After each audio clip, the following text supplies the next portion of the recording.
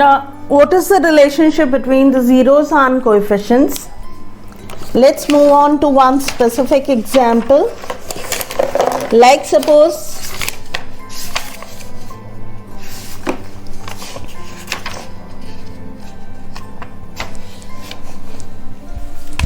if I take a polynomial as x square minus 3, very clearly it's a quadratic polynomial. Px is equal to x square minus 3. The degree of the polynomial is 2. So it's a quadratic polynomial. It will have 2 zeros. And let's name the zeros as alpha and beta. Fine. Now the relationship is alpha plus beta, sum of the zeros, is equal to minus b upon a, and product of the zeros is equal to c upon a, where a, b, c are the coefficients of this polynomial. How? Now if I take a quadratic polynomial, then the standard form is ax square plus bx plus c. If you have a look, the square term has the coefficient, or the highest term has the coefficient a, next term has the coefficient b, and c is the constant term here with no variable. Okay, so because it's a quadratic polynomial, the degree is 2, so it will have 2 zeros. We can name those 2 zeros as alpha and beta. Now we are studying relationship between the zeros and the coefficients. So zeros are alpha and beta, which we can calculate by splitting the middle term or by simple factorization, and coefficients are a, b and c. Now let's move on to this example. I have taken x square minus 3. Now x square minus 3, if I compare it with ax square plus bx plus c, then the coefficient of x square, which is nil here means it's 1. So the value of a is 1. So let's note down the values of the coefficients. The value of a here is 1. B term is the x term. We don't have x term here. We directly have the constant term. So here b term is missing, means b is 0. Then the constant here is c, that is minus 3. Fine? Clear? So we have a, b and c. Now what we are going to do? We are going to factorize x square minus 3 and find out the two possible values of x, which reduces this polynomial to 0. How do we do that? X square minus 3, can I write it as x whole square minus root 3 whole square?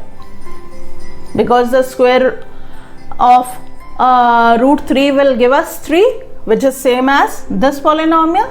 So this polynomial, I have rewritten it in this form. The moment I write it like this, it is converted to a square minus b square. So we'll apply here the identity a square minus b square and expand it. Using that, it will be x plus root 3 into x minus root 3. So we have obtained linear factors. Now we are finding the zeros, so we'll equate it to 0. So x plus root 3 will be 0 or x minus root 3 will be 0. From here the possible value of x is minus root 3, and from here the possible value of x is plus root 3. So we have obtained two values of x. This first value can be termed as alpha and the second value can be termed as beta. It's up to you. This I am taking as alpha, this I am taking as beta. Clear? So we have the values of alpha and beta. We have the values of a, b and c.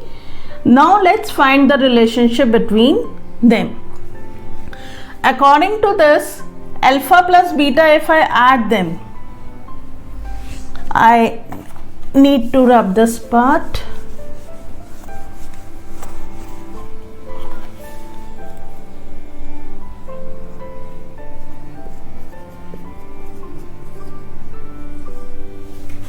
Now if I add them, alpha plus beta will be minus root 3 plus root 3 and the result is 0. Alpha plus beta by using the formula is minus b upon a. Minus b will be 0 upon a, 0 upon 1, that is 0. Then alpha into beta will be, alpha is this, beta is this, so I multiply them. Minus root 3 multiplied by plus root 3 gives me minus 3. Fine. Alpha into beta by using the formula is c upon a. C is minus 3, a is 1, that is minus 3. Now if you have a look, what I did here,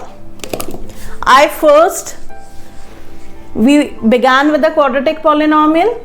Because it's a quadratic polynomial, so the degree is 2, so it will have 2 zeros. I compared it with the standard form of quadratic polynomial, that is ax squared plus bx plus c.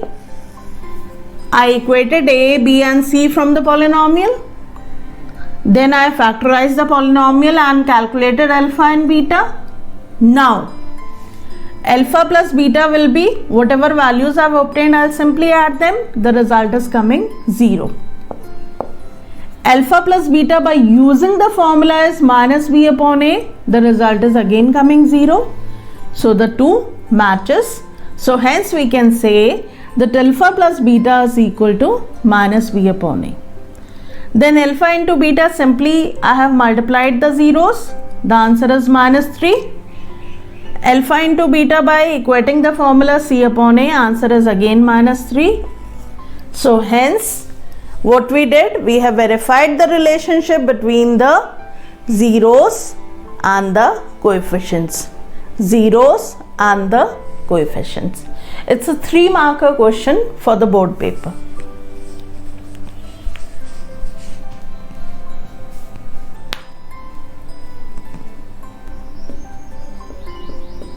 Let's take another example to verify the relationship between the roots and the coefficients.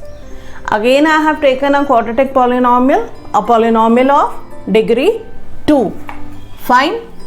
So what we are going to do here is, I have taken a polynomial of degree 2. We are verifying again the relationship between the zeros and the coefficients. So first we will find the zeros of this by the method of splitting the middle term.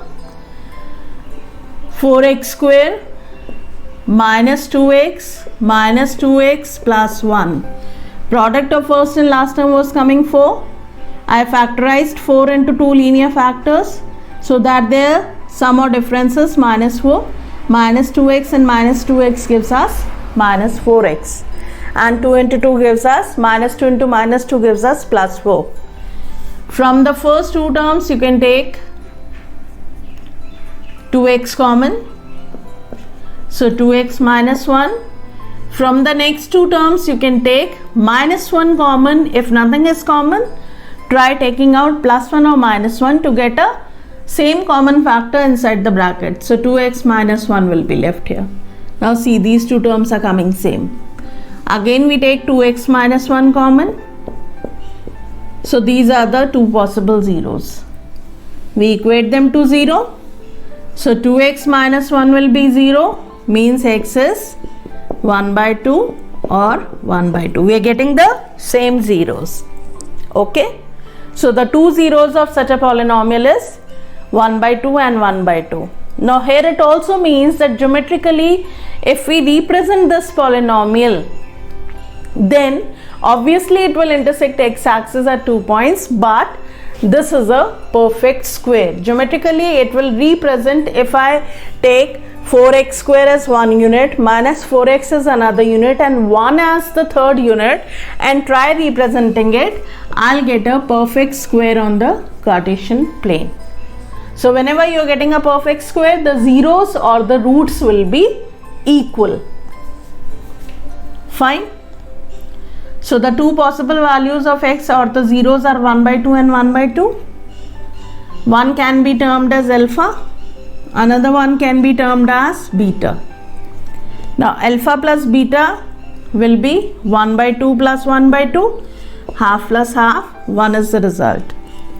alpha into beta will be 1 by 2 into 1 by 2, product is coming 1 by 4. Now let's take the coefficients here.